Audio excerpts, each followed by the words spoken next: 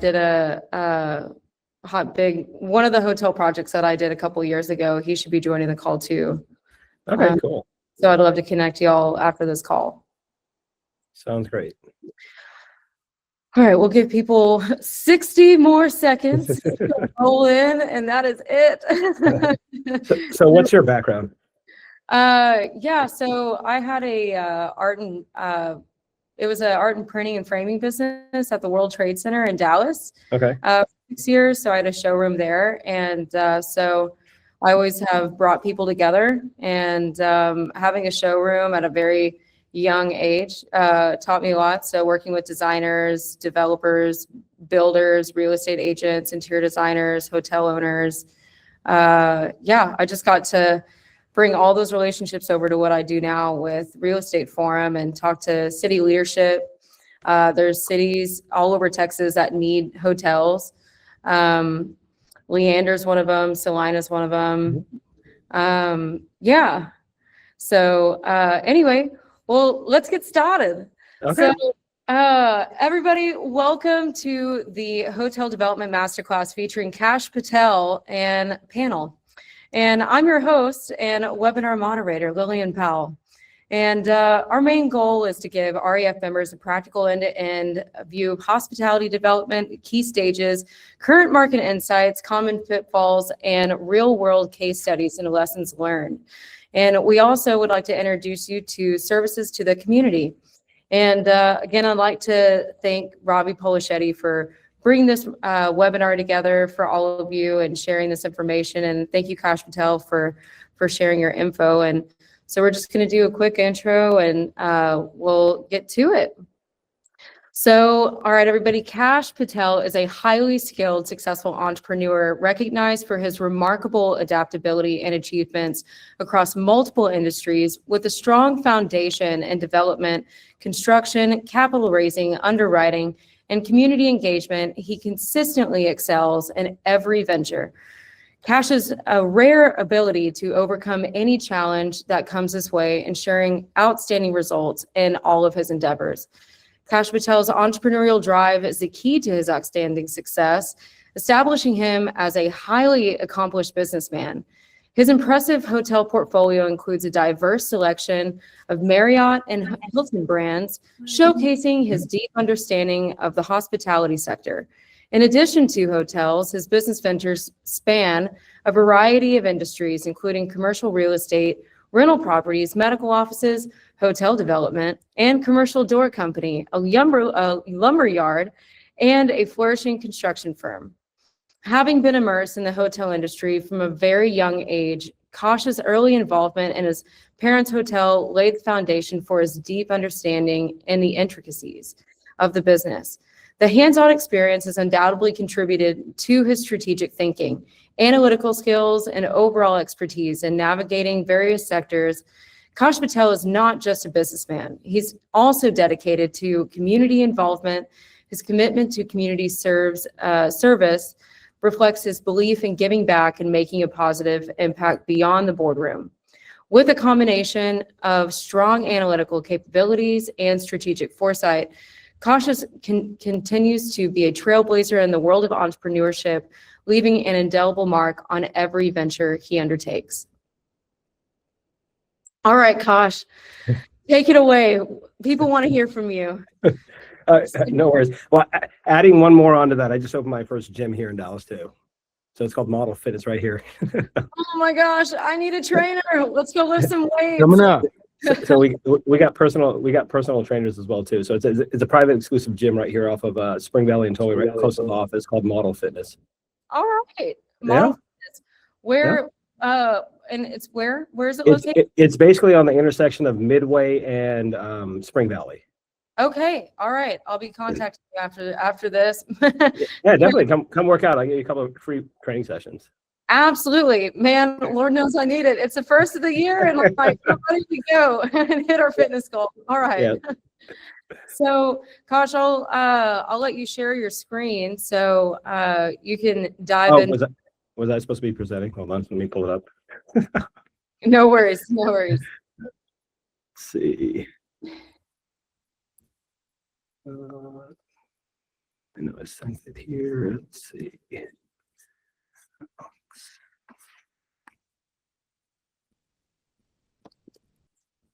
There it is.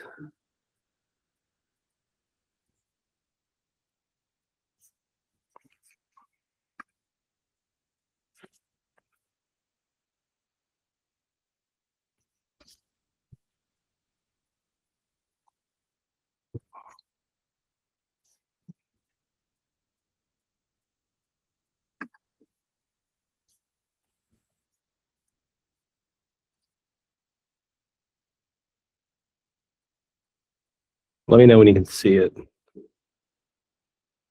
Yeah, it was up. Is it up still? It was up and then it went away. I went to full screen, so I don't think I'll be able to do full screen. All right.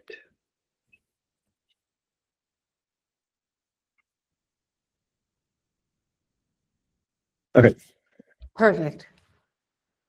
All right. So again, Kash, last name Patel. So I had 3 things in life I could become: a hotel owner, a lawyer, or a doctor. So I chose that. I went to med school originally, not med school.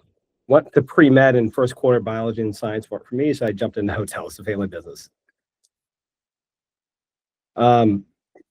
Basically, what we're going to talk about today is site selection, brand franchises, how we underwrite deals, and also how we're getting this stuff financed, both debt and equity side, and then just a couple of key points of what I've been through, and just a little bit of insight of tips that will kind of help you navigate through the hotel brands and equity and debt side of raising capital. Were we gonna go through like a Q&A, Lillian, or am I just presenting? We are, yeah, I think like maybe, okay. So let's, sure. If there are any slides that you would like to reference as we go through the Q&A, Okay, perfect. that's excellent. Okay. All right. So when you evaluate a new hospitality opportunity, what are your go, no-go checklists in the first 30 minutes? First 30 minutes is the location, looking at the population, look at where the growth is, kind of doing a growth map of where people are moving to, where there's more activity, where there's new commercial real estate developments, where there's new housing. Kind of at first starts off with brand new housing developments, and then it goes to commercial developments, which follow that, because you have to have people living there in order to use the commercial, and then from there it transcends into getting a hotel. So that's kind of the go, no go of what the growth and population of growth has been over the past 1 year, 2 years, up to 5 years, and seeing what percentage they're growing. Thank you. And what's the biggest misconception new developers have about hotels other than other real estate asset classes? The biggest misconception people have is they're very hard to get into, which is true when you're going after a higher end brand, but the general entry to the market you'd want to start with like a mid-scale or economy brand, and slowly grow your way into it. So don't bite off more than you can. Correct, because then the capital intensive requirements that you're going to need to have, and also getting approved by the franchise. Because if you're not already an established hotelier, Hilton Marriott's not going to give you a flag. So then you'd have to partner up with someone that's there and be an investor as opposed to a developer. Excellent. So where do first-time hospitality deals usually break? The deal, the debt, the build, or the operation? Most of them stop right as soon as they know the equity requirements, because prior to 2005, we were looking at we could get a hotel at 15 to 20% with a down payment for the equity side of it. Now you're upwards of getting hotel loans at 30 to 35% equity into the deal. So that's kind of where it's the make or break portion of here. If I have to invest this much into it, where am I getting the capital from first? Am I raising it, or do I have enough? And do I want to put all my eggs in one basket of putting all my capital into that one hotel? Diversify. Yeah. Development and we're moving on to development and site selection. What specific demand drivers most for hotels, airports, hospitals, corporate offices, attractions, and how do you rank them? It's not so much of what amenities are out there. Again, it goes back to like the population growth of seeing what's coming and what's planning for the future of that area. Because I know Sherman's a really hot topic, right? Everyone's saying TI is going to Sherman. Well, when you're evaluating actual physical jobs and people moving to Sherman, it's not there. I've recently probably passed on a bunch of deals up in Sherman just because the growth is not there for me to see it. For TI coming into there, it's still, I know they're investing billions, and people really get excited when they hear, hey, this is coming into this area. Oh, we have to buy land here. Let's do a hotel there. First thing is they want a hotel there. And with that, it's just like, if you're not seeing the growth and the demand drivers for it, it's not worth getting into. So at that point, if you're looking at site selection, airports are always a really good market, but then it's understanding the underwriting of the deal of what you're putting there, because most airport locations already have every single brand around there. And then there's areas of protection that, hey, if that brand's here, they can't have another one come within 3 to 5 miles of that hotel. Fair. How do you analyze the comp set, ADR, occupancy, RevPAR, and decide if the market can support a new flag? I basically go off the occupancy and the ADR. So the occupancy portion of it, if it is growing occupancy at 75% and higher, and it constantly escalating like at least 1 to 2% a year for all the comp set, then it's a relatively good market to go into. If it's anything less than 75% occupancy and the ADRs don't work, it's not, or especially when you're underwriting it, looking at a stagnant market that, hey, this whole area has been 75% and for the past like 5 years and nothing's growing, there's no really growth in there. So yes, you could go in and build a hotel and you're going to be just basically taking market share of what's existing out there. So now everyone's going to drop down to 70, depending on how many hotels there are, just say, for example, like 70% occupancy, right? Or 65. You'd actually probably be a little bit higher than that in the market because you're the brand new shiny coin, but it's not worth getting into because there's no real upside on the exit or anything. And for people that don't know what ADR or RevPAR stands for? Oh, real simple. ADR is average daily rate. So every time we're running a room at the hotel, what we're charging the guest on average.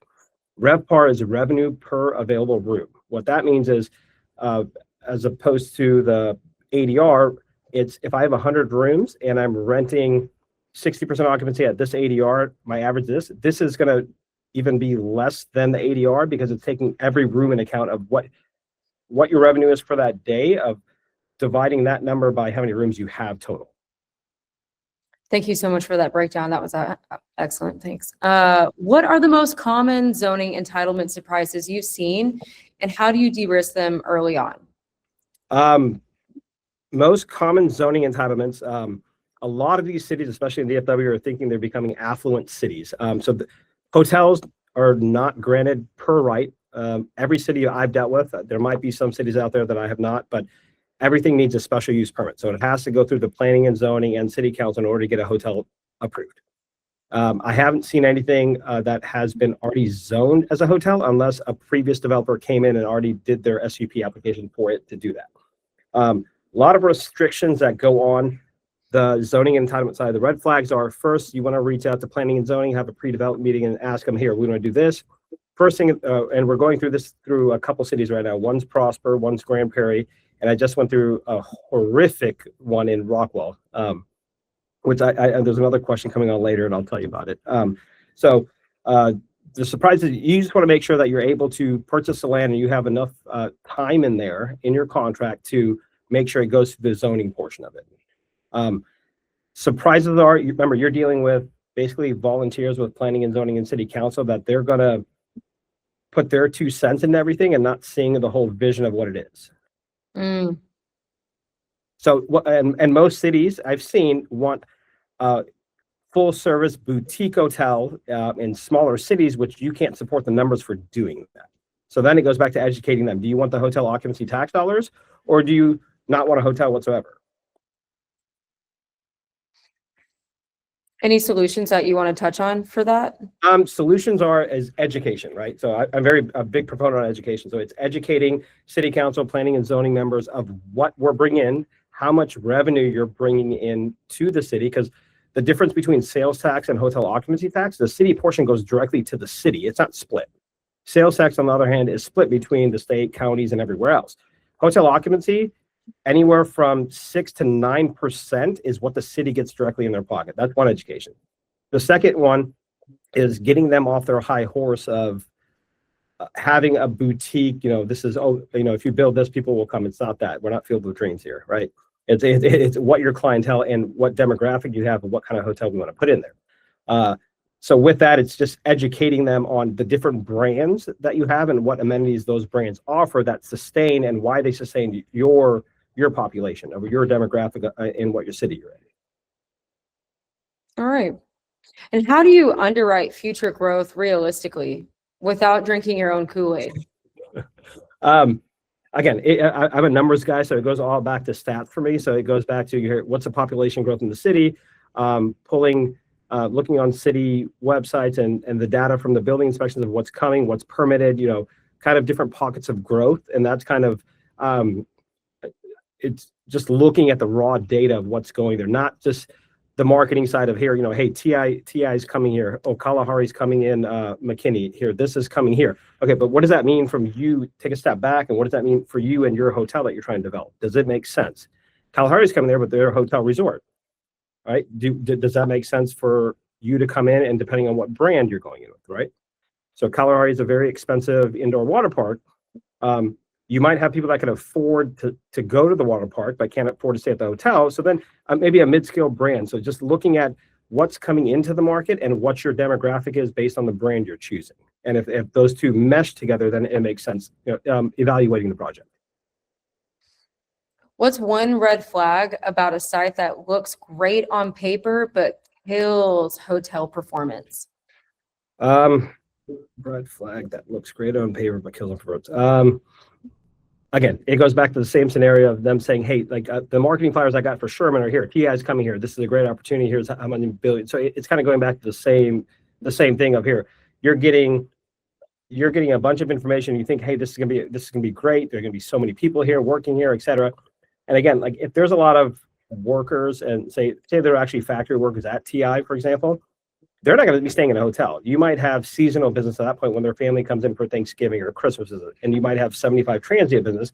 At that point from Sherman, like the Sherman deal, for example, I'd look what's going north to, I believe it's Denton, and then what you're going south, Anna and Melissa, and pulling those comps and seeing how much traffic flows come actually through this stuff. So that's kind of a red flag of just, the main thing is everyone wants to be a hotel owner and be a hotel developer. It's being specific in what you're going to invest in, because it's not a small investment anymore. Before, literally my first hotel I bought here in Garland was $1.5 million, and it was a 120-room hotel right off the freeway. You're barely getting to any hotel right now for less than probably $6 or $7 million, right? Well, and that leads us to our next segment, brand and franchise strategy. How do you choose between economy, mid-scale, full service, and extended stay for a given market?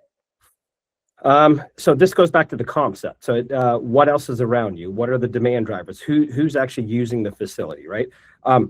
One thing after COVID is I'd rather do an extended stay product because people want more room, and plus you have more spacious amenities and everything else. It's easier operationally, as well as you can rent a regular room to a regular guest. I want a regular room in an extended stay room, but you can't do it vice versa. So it opens up a bigger portion of the demographic of who you can actually rent the room to. So this is where dual brands are coming in. So I'm developing and building a La Quinta Hawthorne in Balch Springs right now. And again, the dual brand portion is here. You have La Quinta guests, right, that are coming in as regular guests. I can easily move them to a Hawthorne side because it's an extended stay room. They're not going to gripe about it because they're technically getting upgraded with, like a mini kitchen. Yeah, there's a Balch Springs economic development. Will I get to see you there? Probably. I've met them. They were at the groundbreaking. Okay. All right. We'll touch on that later. Yeah. What franchise fees, terms, upfront royalties, and marketing do people underestimate, and how do you model them? I mean, with franchise fees, they're pretty standard. So once you're getting a franchise agreement, they're basing exactly what their franchise fee is going to be, what their marketing fee is going to be, what their GDS fee is going to be, and everything. They're actually laying it out. So you don't really underestimate that, because those fees are really drawn out and they can't change them. So when you're getting the initial application, you can ask them all these different fees. what a lot of misconception people have is here, what's a franchise fee? And any sales rep that's a brand rep, and they're going to hate that I say this, you need to ask the question, it's here, what's your marketing fee? What's all these other fees? Because a lot of that's, people are just thinking it's just a franchise fee is all in one. It's not. Because on their accounting side, they separate different things out for different departments. So you can look anywhere from 9 to 15% total of all those fees included. And what does the brand approval process really feel like? And what do brands want to see from a developer? Depending on which brand. The higher end brands are a little bit harder to and a little bit more difficult to get into, is even reaching out to the brand reps themselves. A lot of these brand reps, mid-scale and lower than that, when you go to economy, very easy to get in with the brands. The higher end brands are a little bit more difficult. What they're looking from a developer is here. What experience do you have at this? And this is where I'm going back to. If it's a first time small hotel developer that's looking to get in, start with an economy or a mid-scale. You can always upgrade. You can always sell that and flip it if you need to. What they're looking for is your Q&A, what your previous experience is, who's operating the hotel, and not saying you can not get a Hilton or Marriott or IHG or any of those as a hotel developer. At that point, they're going to stick in a third. You'll have to either pick your own third-party management, and some of these franchises will offer third-party management. So you can still be an owner and developer, but at that point, you got to make sure your financials work of who the management company is and accounting for their fee. Typically, they're about 3%. When does independent boutique make sense versus a major red flag? So independence is where I grew up. My parents immigrated from India and then moved to Crane, Texas, where I was born, south of Midland, Odessa. They bought a 30-room hotel, and it was an independent hotel, and that's where we all started as far as Patels go. Lived right behind the front desk. The independent portion, there's a lot of Patels that grew up in there, and then every time they're upgrading. So that's what I'm saying, starting with an independent economy or a mid-scale hotel, which you can get into, and then slowly upgrading your portfolio or even having those, right? The boutique portion is very unique because the thing is, if you're going with a franchise boutique hotel, completely different story than trying to open your own concept. My whole philosophy in life is I'm not trying to reinvent the wheel. It's like, just use what's already out there. So if you're trying to make your own boutique hotel, it's a lot of dollars that you're going to need to spend for design, for marketing, for everything, because you don't have that back end support of a franchise. If you go with a boutique version that's related with the brand, completely different, because you at least have the back end support, but it has to be the proper market for a boutique hotel.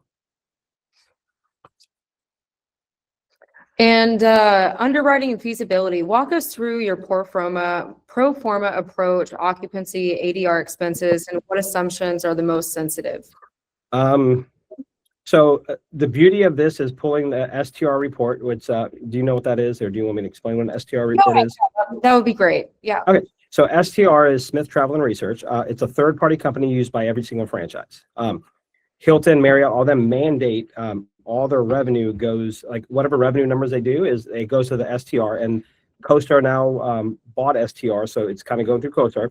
So what happens is when you're talking about pulling the comps of the area, STR is where you're pulling the comps from, because it's data that they already have. They will never give you a single hotel. I believe it's minimum of 3 hotels you have to pick in your comp set, and then you purchase it, and then you get an STR report. What the STR report is going to do is give you data for the past 10 years of those 3 or 4 or 5 properties, or however many you picked. It's going to tell you occupancy, ADR, everything, all the information you need for the underwriting purpose. So that's the easiest portion of that, of obtaining that.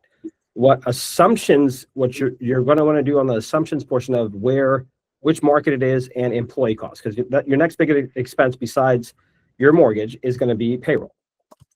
You're going to have to figure out what going housekeepers, general managers, assistant AGM, sales managers, all that stuff. You're going to have to figure that out based on the market, and that's where the most sensitive portion comes to.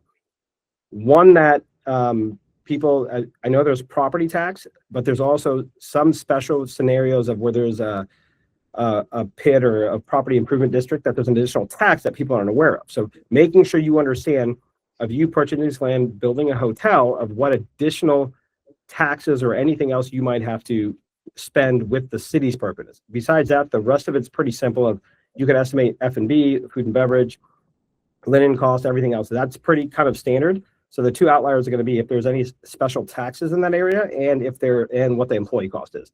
Like for you to get a housekeeper in, say, downtown Dallas, you're looking at probably anywhere from $16 to $25. When you start going further out of the city, you probably still can find some for 14 or 15. So that's going to help you underwrite who they are, right? And special GMs as well too. And one thing on the underwriting portion of that is make sure you can be able to staff it as well too. So if you're trying to develop a hotel in the middle of nowhere, well, where am I finding a GM from? Who really wants to come be the GM? And is it a quality GM, right? And how do you plan for ramp-up periods and seasonality without scaring lenders and investors? So the ramp-up period, just doing so many hotels, you really want to be open a couple months before summer, especially here at DFW. I'm speaking DFW in general, right, or Texas in general. You really want to be open right before summer because it gets you about a month or two of, hey, we're open, working out the kinks of the hotel, and then boom, all of a sudden you got the summer business coming in because there's tons and tons of travel here. If you miss those dates, not a big deal. In your pro forma, you kind of want to build in at least a reserve at 6 to 9 months, somewhere around there, of a reserve of capital for mortgage, payroll costs, and everything else. And how do you structure a typical hotel development capital stack today?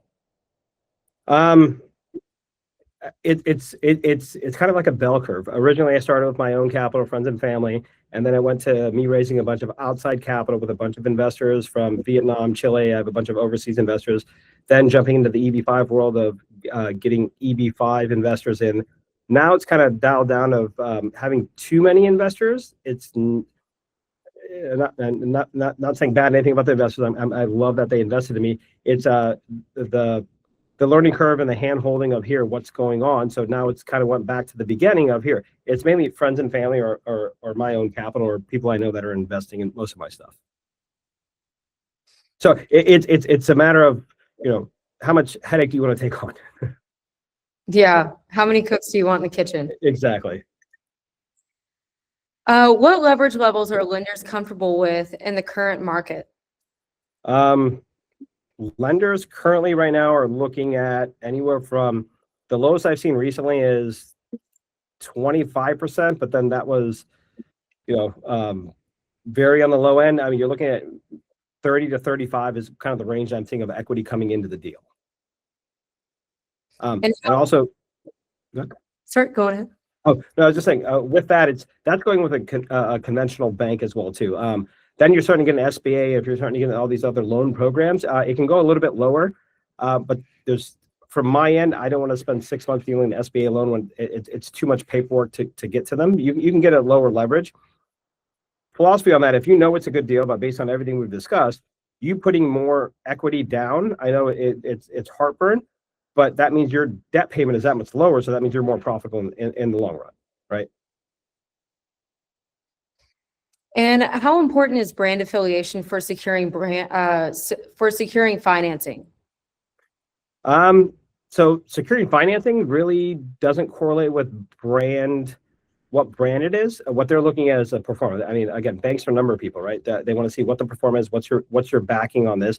It could be a Motel 6, it could be an independent hotel, it could be a full service Hilton Garden Inn. What the banks are looking at is making sure the performer and the performer is there for sure, and then who the guarantees are, right? What return metrics matter most to equity partners in hotel projects? Again, everyone wants to know, what's my IRR? How much money am I making? Typically in a hotel, 18 to 28% is kind of what the IRR is over the course of 5 years for a new development. So investors can't expect. So basically, you have about a 12 to 18-month development construction period, and after that, you're open year 1.5 to 2 years, and then you have a 3-year of operation. And at that point, you pretty much hit your IRR of your targeted IRR. Mm. And how do you mitigate financing risk when interest rates fluctuate? So this kind of goes into getting with the right lender and then locking in your 5-year period note, because any lender, depending on amortization or what, every commercial loan is going to be on a 5-year call it might be amortized over 15, 20, or 25 years, but every bank is doing a 5-year call. So having a lock-in period, I know we're in different times right now that, a lot of banks don't want to do this. They're doing floating stuff. I don't mind if I'm paying a half a point more and locking it into 5, and based on a tweet from someone or something, and all of a sudden the market shifts, at least I know, even though I might be paying a half a point more in 6 months, who knows what's going to happen in a year and a half, 2 years if they rise again, right? And again, it goes back to the pro forma as well, too. So if you're underwriting what you're underwriting, you're profitable, that half a point really doesn't make a difference. At least you're safe for the term of your note, right? That's why having relationships with your banker is really important. and this is where a lot of people, like, I used to bank, a quick little funny story. So started when I bought my first hotel, I was banking, the whole hotel account was at Bank of America. When I started getting into construction and construction side of it, I watched too much HGTV and DIY Network. I was living at the hotel. I started buying these little $50,000 or $60,000 flip houses behind the hotel and moving my long-term guest over there. But I went to Bank of America for my first loan on the flip property, and he's like, "Where's your W-2?" I was like, "I don't have a W-2." I was like, "I own the hotel. I have more cash in the account. I can pay the 50 grand 5 times over." Oh, we can't. So this is where small business banks or smaller banks and local banks are what you want to get into. Have your deposit accounts there. You're building a relationship with them. They will bend over backwards. My house, when I originally built that about 9 years ago, I couldn't get a residential loan. Again, I don't have a W-2 with Chase, Wells Fargo, Bank of America. No, American National Bank is like, "No, here, Cash, we're gonna have to run this under. We know you're good. We're gonna have to run this as a commercial loan technically." And I got my house done through that, because building that relationship with the smaller banks is key. What are top construction risks in hospitality? FF&E, lead times, brand standards, change orders, and how do you control them? How other people should control them. Ours is everything's kind of in-house. If you're a hotel developer, and I'll kind of break it down. If you're a hotel developer hiring a GC, make sure that GC has done hotels before. First thing, a lot of these developers now are trying to be their own GC, and it's a nightmare. Why I'm saying that is that they're educated, but they haven't been through the whole cycle of understanding a couple of projects of what delays, especially in the hotel side, what happens. They might try to save, say, $250,000 to $500,000 of money of not hiring a GC or doing it themselves at some portion. The longer you're delaying that hotel, so say we're 70% done with the hotel and I've already drawn $7 million on my loan, I'm still making that interest. So if I delay it by 3-6 months trying to be cheap on, 250 or 500 grand, you're going to end up spending more on that interest. The faster you are open, spending a little bit more money, your revenue starts coming in, and that's the whole end goal, right? Besides that, so that's if you're hiring a GC. So make sure the GC is veteran.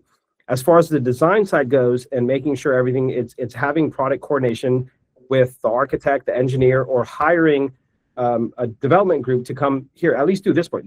Don't be the GC, but I want help on making sure this is designed, it can be built.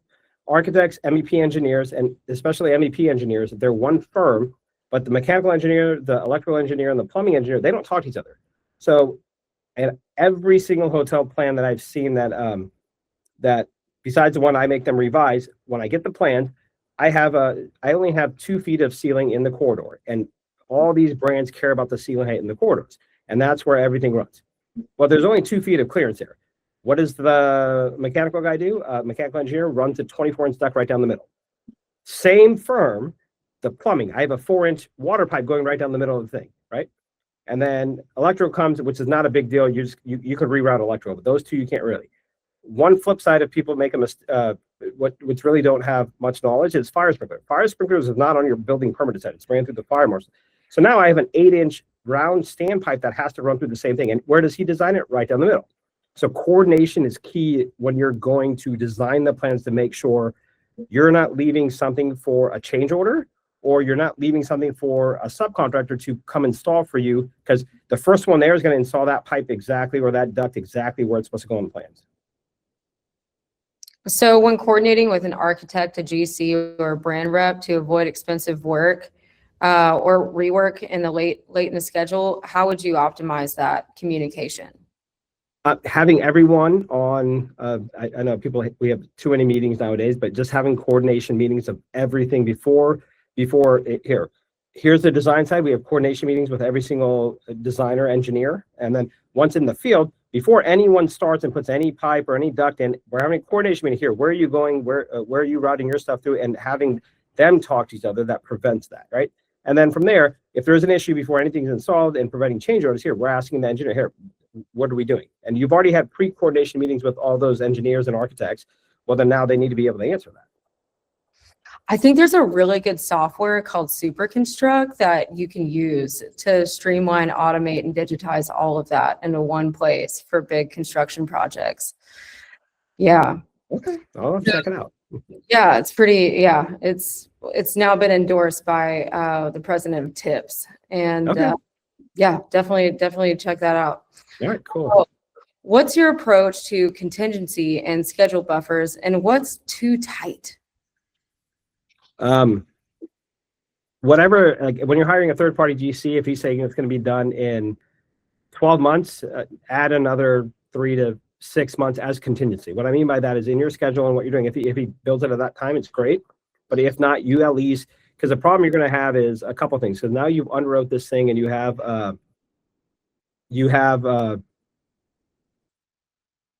an allowance for how much money you're going to spend on an interest reserve. That's the word I'm looking for. So you have an interest reserve of X amount. So make sure you actually over leverage and over loan your thing. So now if there is a delay or something happens, COVID or whatever happens, you have a buffer of paying for that. Otherwise, those towards the end of the project, those are hefty interest payments while you're through construction.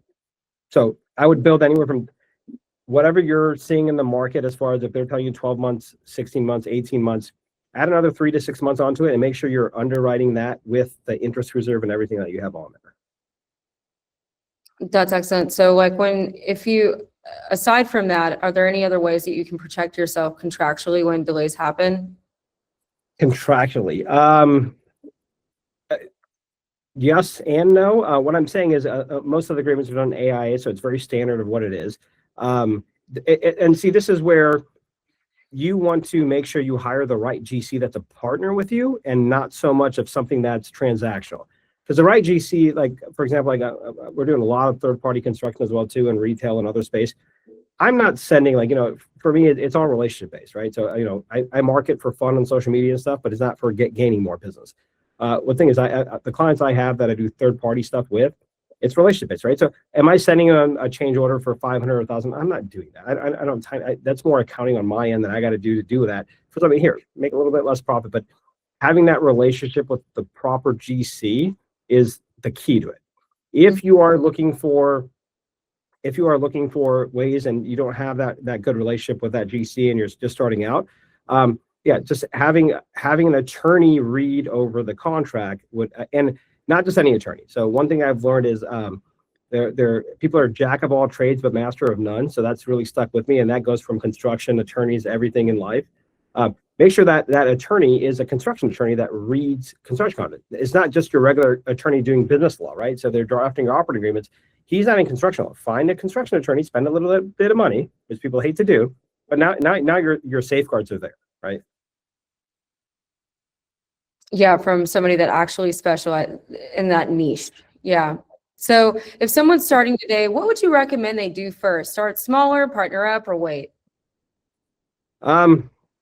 Right now, and so the weight portion is based on what market it is, because some markets are ripe right now, some other markets are that. So the waiting portion is just depending on which market it is, if it's ready for a hotel there, right? Start small or partner up. Yes, I say yes and yes. If you're going to do it yourself, start small. If you want to do something bigger, I would partner up. Just because, and you're partnering up with someone that already has been doing this for a while, right? So I guess there's no there's no one answer for all three questions, but yeah, I got all three of them. So tell us about a deal that looked great, but you passed, and what saved you? Let's see. By 2 months ago, so City of Rockwell. Price was great for the land. We're doing a hotel. This is actually about 2 or 3 months ago. Been working on this deal for probably about 9 months. Great deal. There's a indoor volleyball and soccer field that's opening up right next door, and they already have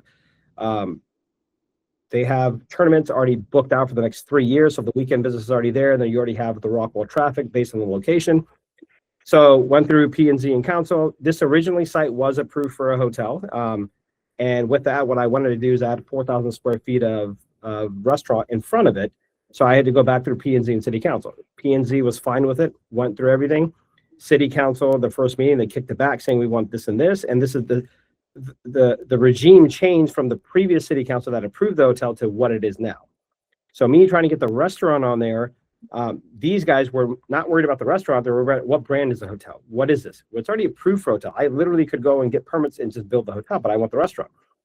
Anyways, after about $80,000, they got denied at city council and they said, here, you can reapply. At that point, I could have fought with them, but I would rather work with a city that's working with me as opposed to having an uphill battle through the whole thing. Because I'm not going, again, they wanted to, oh, this needs to be boutique. Rockwell's an affluent community and this, they kept going through the whole spiel. At that point, I said, you know what? That land's been there forever. It's just going to sit there and be a landscaping buffer for you guys. And you're not making any hotel. I didn't say this to them, but my thought process was that. I took an 80 grand hit and I was done. I'd rather work with a city that actually wants you there and working with them. Like Little Elm's a prime example. Like Little Elm is amazing. Jeanette, Tony, Mayor Cornelius, all of them are great. The first hotel in Little Elm is the vision we brought, right? Having a 4-story balcony, it's a jump lobby. So you go in the elevator, you go to the 4th floor and you're looking at Lake Louisville. Beautiful. Yeah. Tell us about a deal that went sideways and what was the turning point and fix? Still working on the fix of that. So I have a project in Grapevine that's it's like the stepchild. I have what is it? 5 or 6 acres there that we're going to do an original dual brand hotel there. It's right by Grapevine Mills Mall, right next to Cowboys Golf Course. That project got approved, but city requirements were a 10,000 square foot conference space. So we designed, got permitted, everything. COVID happened. So now it's trying to figure out, and it's educating the city again too. So educating the city, we went back to city council and P&Z and got a bunch of stuff reapproved after COVID, but we've been sitting on it probably about 6-7 years, somewhere around there. And the conference center, they decided to dial down the room square footage. We dialed down, all this stuff is there. So now it's just a matter of what brand is going to be good for that project. So still working on what the fix is, but it's being diligent and don't give up. I mean, if you already own the land and you're going through it, I mean, you got to figure something out, right? So just working through the problems as they come. And lastly, tell us about a deal that exceeded expectations and why did it outperform? Exceeded expectations. Pretty much what happens, so I have a couple of hotels right now. I've been very fortunate that every single hotel is like, I have friends, families, and people watching my Instagram stuff while I'm constructing it. When they see it's getting close to opening, take cash, do you want to sell it? Give me a price. So pretty much all the hotel deals I've done have exceeded expectations just because it's here. It's the right price because I've made, my investors are happy. They're making a return. Hey, they made their return faster because it's in 18 months to 2 years. What I also do is push off all the pre-opening expenses onto the new buyers, and they have to handle hiring staff, linens, all this other stuff. So it actually makes my cost on the bill cheaper because I actually accounted for that in my pro forma for my bank note. Jaded question, but yeah, anything I've built has either been sold or they're operating fine. So there's not just one deal that sticks out. Right on. So for REF members who want to pursue hospitality, what services do you and your team provide? Development, construction, capital raising, underwriting? How could you facilitate their success? For development, construction, getting the proper bid. So we have a bunch of different services we offer, and I'm not trying to promo myself, but we do development services for any clients that want to come in. We'll help them develop land. We help them get a cost together, whether they use us as construction or not. For us, it doesn't make a difference. From that portion of the capital raise side, I can help on the EB5 on getting the deal box and everything done with the regional center I own, but I cannot, raising capital is on them. If I'm raising capital, I'm going to raise it for myself. So, but everything in between, like dealing with city council, P&Z. I mean, we're all here. And me and Dougal at the office we're we're formed, and this is like second nature to us of going through the whole development process, whether it's townhomes, whether it's multifamily, whether it's hotels, retail, shopping strips, the whole gamut, like looking at leases, but actually the leasing out buildings or capital raising, that's something we don't offer. Mm-hmm. Yeah, you got to go out and fish. Yeah. You got to put the work in. Oh yeah. Yeah. You got to go shake hands and kiss babies. Come on now. Exactly. So what's the best way for members to connect with you after the session, and what should they have prepared before reaching out? So for hotel developments, they can reach out to the office. They can email office@KREALLC.com. What they should have is at least a game plan, because one thing that we have in the industry, and it's not just with the hotel side, it's with retail developers and stuff like that. We have this piece of land. Can you come take a look at the land? I can Google map nowadays. We're in 2026 now. I can Google map and see exactly. Looking at the land doesn't help me. What I'm looking at is the data. So getting the site location. So it's very preliminary here. Here's a site location. What do you think of this area? At that point, we're pulling an STR report and we're doing all this other stuff of making sure it is the right thing. Just going to visually look at the land doesn't really help me. Like what I can do from visually looking at the land is absolutely what I can find on the internet. So I can go to that city and see where their utilities are, right? I can see where the water, sanitary sewer, the storm drainage, all that stuff, where it's connected, and see if that piece of property they have, closest water is 2 miles away. Well, I'd already tell you it's not worth it. I mean, not for a hotel. If you're doing a large scale residential neighborhood, potentially, but for a hotel, it's not worth it. But all that data, I mean, we live in 2026 that you can pull any data from there. So land location, what they're looking to do there. And if they need help to figure out, we also help out with here, what's the best use of land? Oh, it's 5 acres here. Well, based on the demographic that I'm here, this would be perfect for townhomes in the back, a hotel, and a couple of commercial buildings up front. So it's also bifurcating and making the best use of the land, which is also easier funding wise. So when you're just going for a straight hotel, it's very hard just to get a hotel unless you've done it and you have a relationship. When you start making it a multi-use project of a hotel and say a retail shopping strip, it's very easier to have the bank because they're putting it in 2 different buckets. All right, so buy or build, and give me the the pros and cons for each. We have Niraj Jain who has asked this question. So we're opening up questions, guys. If you guys want to give us some questions, we are here to answer. So from what I do, and I'm not recommend this for anyone, I only build again because my with all the different companies I have, it's very cheap for me to build a hotel rather than buying existing. As far as buying wise, then it goes back to what the pro forma is, what your equity and what your capital stack is to make sure you're profitable. So buying an existing one for first time hotel developers, perfectly fine because you already know what the numbers they're doing. So it's just like, some guys might be multifamily guys. Well, here, I'm going to do, a rehab on the multifamily and I'm going to get lease rates up by 25 cents or 50 cents per square foot. Same thing in a hotel. It's like, if you're buying an existing one, it needs to have something of renovation wise or something that you need to account for in order to grow revenue. Unless you're fine buying it, doing the existing revenue.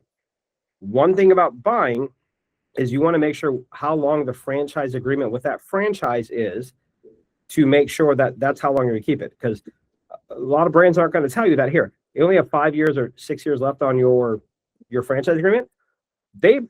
And brand reps make money, and nothing against them. They make money on selling new franchises. Well, here, this one's coming out of the system in 5 years. I can build a brand new one right down the street, and we'll deflag this one because you're not guaranteed to renew that franchise agreement. So if you are buying, just see if you can get a brand new 15-year franchise agreement as opposed to just taking over the existing one. And if you're getting pushback on taking over the existing, or if they're kind of forcing you to take over the existing one, just be very wary of they're going to potentially look at a new build down the street if the market is good. All right. And so which brand is considered the best in mid-scale hotel segments? Mid-scale. If I answer this question and one of the brand reps I talked to hears about this, I've heard mid-scale again, and Brandon Moore was, he's a Hilton rep now. Originally he was with La Quinta. I still love La Quinta to death as a mid-scale property, and Brandon made me fall in love with that. So I still do business with Brandon at Hilton. And then he originally was with La Quinta, but La Quinta, before they were bought with Wyndham, La Quinta is my favorite mid-scale brand. Just their performance, they're getting all the old stuff out of the system, the ones in front of Denny's, because a lot of people associate La Quinta with Denny's, and the ones that had the tile roofs, the exterior property, everything they're doing is new. They do some retrofits, but performance-wise, La Quinta is my favorite mid-scale hotel. Just don't tell Brandon. All right. I won't. I hope y'all won't. So based on current growth trends, which areas of DFW are good for new hotel development? That's competition, but nothing real competition. Let's see. I mean, right now, Grand Prairie, I have a site. We're looking at a site up in Anna and Melissa area right now. We have another one off in Prosper. Again, it's going back of the newly developing areas, but then also having the facts behind it, right? So, and then further south, I mean, Waxahachie, that whole area, Grand Prairie, Waxahachie, that whole southern area is growing. Fort Worth is still it's slowly developing westbound. The other side is again Rockwell, Royce City. It's eventually growing that way as well too. And then, of course, anything like if you find something in a hot market like downtown Dallas or Irving or Los Colinas that the market supports it, the problem that always comes in is as a hotel, you're making X amount of revenue. The land cost is the biggest thing. Typically, anything cheaper than $18 a square foot is pushing it, but anything cheaper than that, you can probably pencil in a hotel. Anything higher than that, numbers just don't work. So we got Venue ready. I'm developing an 84-acre master plan district and manor anchored by a new city hall and library.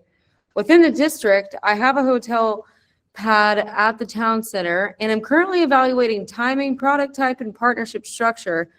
Do you operate hotels in civic-anchored or town-centered environments? What signals do you look for before committing capital, and what mistakes do you see people make by moving too early? Again, it can't be just build, they will come. The first portion, if it's that big of a project, you want to get the residential in first because you want people. You want to start with the commercial retail side of it, at least planned and start towards that construction, and then you look at the hotel. Before jumping into a bigger investment on a hotel, you want to make sure if the market existing can support it. If it can, then no big deal. You can go forward with the hotel. If the demand is not there yet, then you want to start seeing it grow as far as all the housing, the retail, commercial traffic coming through, and then at that point you reevaluate of doing the hotel portion of it. Sorry, that was a bunch of questions in one. What am I missing? We'll come back to Venue. Okay. All right. Well, we're almost at the close of the webinar.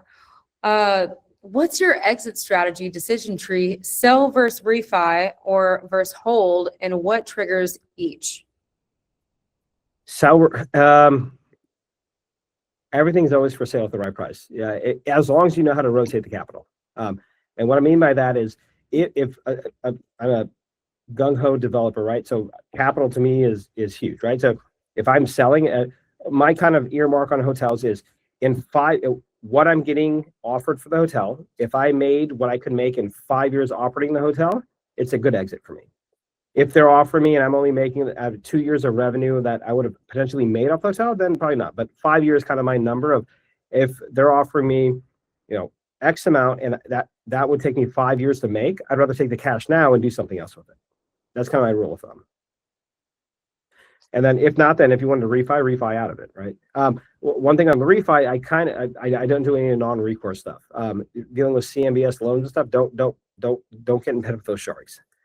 They are trying to make you fail so they can take over the property because there's so many caveats that they can take over the property with not meeting numbers.